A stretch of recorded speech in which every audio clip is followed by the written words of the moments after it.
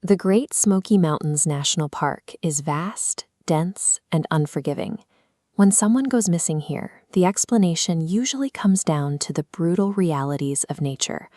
A hiker takes a bad fall down a steep ravine, or they lose the trail and succumb to exposure in the freezing autumn nights. But on October 8, 1976, 16-year-old Trenny Lynn Gibson vanished under conditions that defied those natural odds. She was on a school horticulture field trip in broad daylight, surrounded by a group of 40 classmates and teachers. Around 3 in the afternoon, near Andrews Bald, Trenny walked slightly ahead of the pack. She rounded a bend, stepping out of sight for perhaps 5 minutes. When the rest of the group caught up, she was gone. No one reported hearing a scream or seeing a struggle.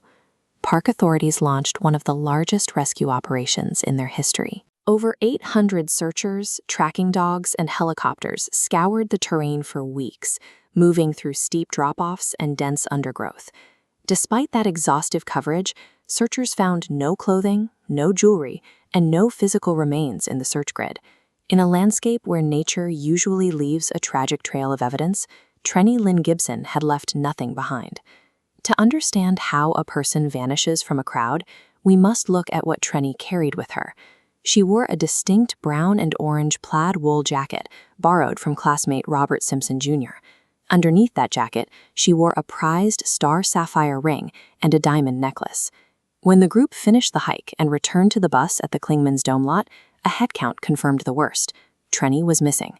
Her purse, school books, and her own coat were still sitting on the bus. She had walked into the woods with none of the resources required to voluntarily disappear or start a new life. Because the forest itself held no clues, the investigation had to quickly look elsewhere, toward the paved road bordering the park, and toward the classmates sitting on that bus. Days into the search, specialized canine units were brought in to find Trenny's specific scent path. The dogs didn't lead handlers deeper into the wilderness. Instead, they tracked Trenny's scent directly away from the terrain and toward the paved Clingmans Dome Road. The trail ended abruptly at the asphalt edge. The scent didn't cross the street, it simply stopped. This suggested that Trenny didn't leave the park on foot. Whether she was taken by an opportunistic stranger or met a prearranged driver, the scent profile pointed to a vehicle pickup. While the physical search in the woods yielded nothing, this road evidence suggested a motorized extraction, moving her miles away from the park in minutes. But back at Bearden High School, another set of anomalies emerged while the mountain search continued. Reports surfaced that Trenny's star sapphire ring and comb were seen among other students at school. Speculation centered on Robert Simpson Jr., the senior who had lent Trenny his jacket. Other students on the trip gave statements that didn't always align, creating a cloud of suspicion around the group itself. Allegations soon followed that Simpson's family connections, specifically his father's role as a state attorney, may have improperly influenced the initial probe, shielding the students from the kind of rigorous interrogation typical in a missing person case.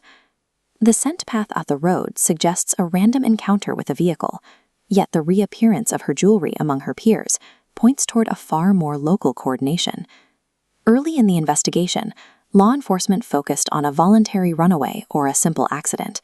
This assumption created a critical gap during the first 48 hours. By the time authorities looked deeper into the high school's social dynamic, the trail had frozen. The case would remain cold for nearly 50 years. Recently, Bearden alumni and independent researchers have pushed to reopen the investigation, advocating for the use of modern DNA and genetic genealogy on the few remaining files.